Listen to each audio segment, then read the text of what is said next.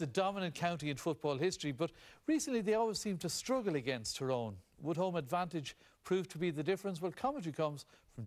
More than a little keep. It seems to go on forever. And Pat, that was when you called it puke football, wasn't it, back then? It was, and on that day, an emphasis, there was a change in emphasis from the referees, because up to that day, the benefit of the doubt was always given to the player on the ball. Yeah. And from 2003 on, the benefit of the doubt seemed to be given to the tackler. And this is Kerry, though, doing the same thing now, Kevin, isn't it? Well, it is. And, like, I mean, they have big defence, they have a lot of players around the ball.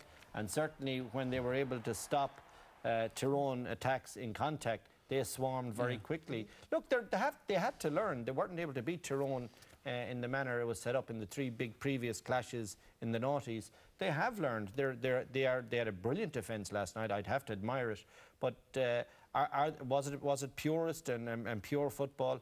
Not at all. No. I mean, they did what they had to do. All right, we're going to chat about that now. Just before we do, several people in touch with the programme asking, you know, what about Joe Brolly's response, because he called Gooch a choker in advance of this match.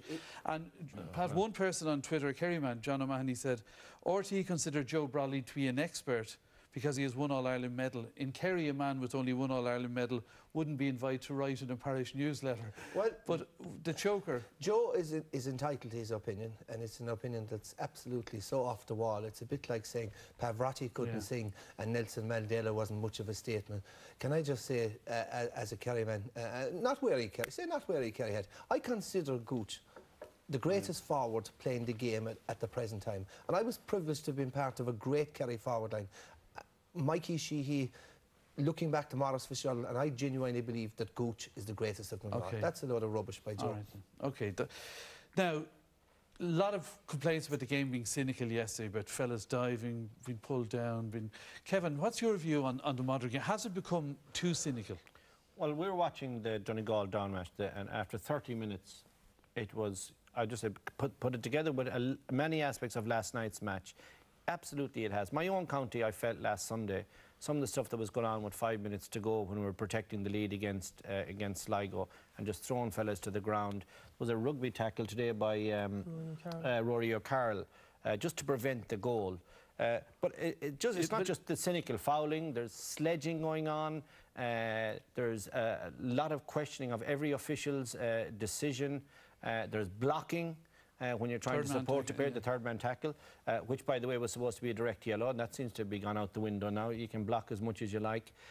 All those aspects. Now, back in our day, you know, it was rough and dirty, but we're making the point, when you got a belt off the ball back in our day, you could be searching for your teeth or something.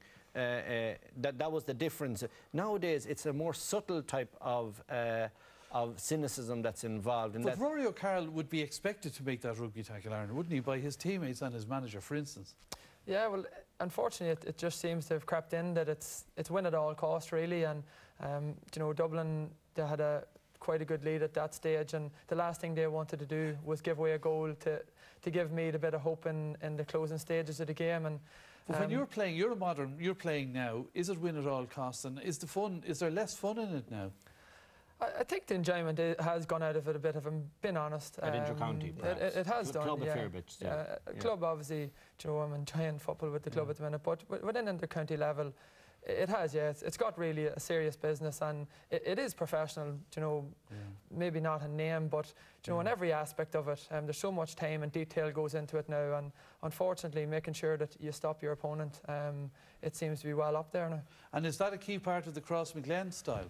It's not. You held up as more direct type football. No, to be honest, in Crossmaglen, we're all taught to win our own battles. We like to play the ball early and direct, and that's the way we're coached. You know, we don't shirk away from challenges and that there. But that's part and parcel of Gaelic football. It's a manly game, and I think maybe it's up to the players, you know, themselves on the football pitch. It's up to us to, I suppose, react a bit better to giving and taking hits. Yeah. Pat, what do you think about the current state of this? Well, I know the dangers when the likes of Kevin and myself refer to things in the olden days and we're trying to build up a Shangri-La world.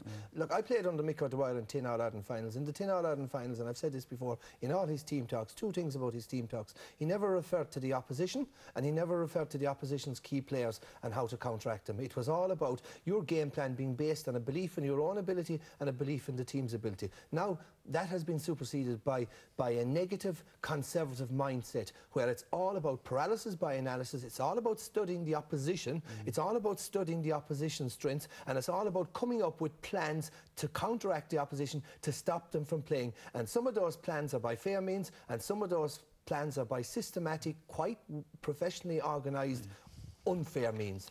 All right, so can you see it changing, Kevin? No, not any day soon. I think it's, you mentioned the players are, and I would even suggest the coaches and, probably the rules. But I know we're looking back and nostalgia and that.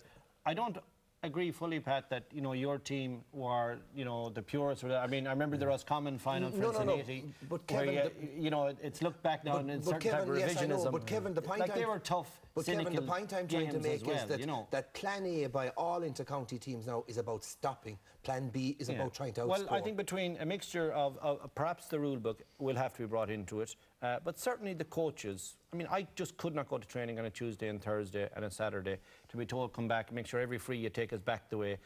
You're playing corner forward next day, but track back. I want you back in the right half back position. Where are the tackle bags tonight? We need the tackle bags. I couldn't. That's just a personal thing. Maybe I'm away with the fairies. I don't know, but I couldn't do it.